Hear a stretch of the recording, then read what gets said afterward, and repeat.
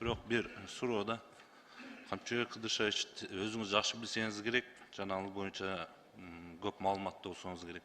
Азыркы күндө Оштон Жалал Абадка 1,5 сааттын тегерегинде убакыт кетип атпайбы?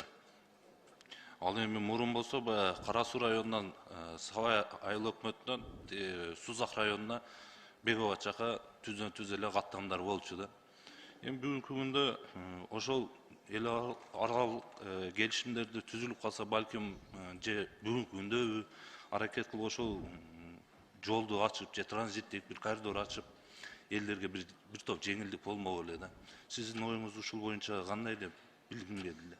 Азамат Алмазбекович, сиз туура айттыңыз. Буюрса, үлгүрүп калабыз 1 декабрга чейин Жалал Абад Ош жолун через Беговат, через Ынтымак пост ачабыз.